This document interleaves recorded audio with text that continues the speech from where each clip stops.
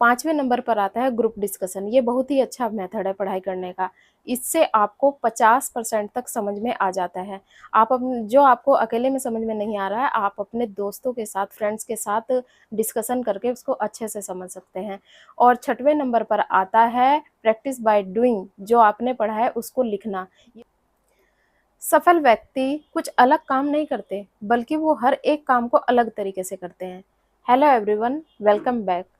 कई लोग 14 घंटे पढ़ाई करने के बाद भी फेल हो जाते हैं या सफल नहीं हो पाते, और कई लोग 4 घंटे पढ़ाई कर कर भी सफल हो जाते हैं, टॉपर्स बन जाते हैं। तो ये होता कैसे है? ये होता है स्मार्ट स्टडी के द्वारा। कई बार हम ये सोचते हैं कि जो टॉपर्स होते हैं वो रात दिन पढ़ते होंगे, तब जाकर वो टॉपर्स बनते हैं, लेकिन ऐसा नहीं है। वो सही तरीके से पढ़ाई करके और सही ही रणनीति के साथ पढ़ाई करते हैं। बल्कि मैं कहूँ कि उनको पढ़ाई करने का वो तरीका मिल गया है जिसे वो करके टॉपर्स बन गए, या फिर उनको उचित मार्गदर्शन मिला जिसके द्वारा वो टॉपर्स बने हैं। आज हम इस प्रूवल मेथड के द्वारा ये जानेंगे कि आप अपनी पढ़ाई को कैसे इम्प्रूव कर सकते हैं या आप कैसे टॉपर बन सकते हैं। इससे पहले मैं आपको एक उदाहरण देना चाहूँगी कि सचिन तेंदुलकर हैं, उनको क्रिकेट का भगवान कहा जाता है। क्या वो पढ़ाई में भी टॉपर्स हैं? नहीं, ऐसा नहीं है। बल्कि बात ऐसी है कि उन्होंने कुछ ऐसी क्रिकेट की कुछ ऐसी टिप्स और ट्रिक्स सीख ली, या फिर उन्होंने अपने मेंटोर और अपने कोच के द्वारा दिए गए ज्ञान को इतने अच्छे तरीके से सीख लिया कि वो क्रिकेट के भगवान कहलाने लगे। आज हम पढ़ाई के उस तरीके को जानेंगे जिसे समझकर आप टॉपर्स बन सकते हैं। यहाँ हम एक लर्निंग ग्राफ के बारे में जानेंगे। तो जिस लर्निंग ग्राफ में नंबर 1 पर आता है सुनना। जैसे आप लेक्चर सुनते हैं तो वहाँ से केवल आप 5% ही समझ पाते हैं।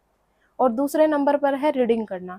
रीडिंग करके आप 10% तक समझ जाते हैं। और तीसरे नंबर पर है ऑडियो विजुअल, यानी कि सुनना और देखना। आप किसी ऑडियो को देखते हैं और सुनते हैं तो वहाँ पर आपको 20% आपकी समझ में आ जाता है।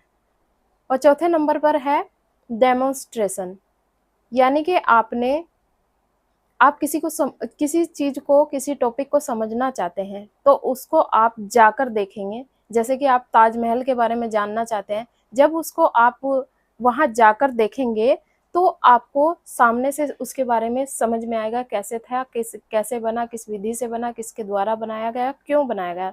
तो इससे आपको 30% समझ में आएगा, 30% आपकी समझ बढ़ेगी। 5वें नंबर पर आता है ग्रुप डिस्कशन। ये बहुत ही अच्छा मेथड है पढ़ाई करने का। इससे आपको 50% तक समझ में आ जाता है।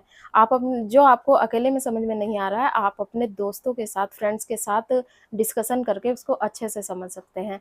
और 6वें नंबर पर आता है प्रैक्टिस बाय डूइंग। जो आपने पढ़ा है उसको लिखना। ये भी बहुत अच्छा मेथड है। जो आप पढ़ते जा रहे हैं उसको साथ साथ लिखेंगे भी तो आपको इससे 75% समझ में आएगा, आपकी समझ बढ़ेगी। और 7वें नंबर पर आता है टीच अदर, दूसरों को पढ़ाना। इस विधि के द्वारा भी आपने जो पढ़ा है उसको बहुत अच्छे से समझ सकते हैं। जैसे आपके घर के मेंबर हैं, आपने जो भी टॉपिक पढ़ा है उसको आप घर में दूसरे को पढ़ाकर देखिए, तो इससे आपकी 90% तक समझदारी बढ़ेगी और आपकी पढ़ाई में इम्प्रूवमेंट होगा। आपको ये वीडियो कैसा लगा मुझे कमेंट करके ज़रूर बताइएगा, और चैनल को सब्सक्राइब ज़रूर करिएगा। तो मिलते हैं नेक्स्ट वीडियो में।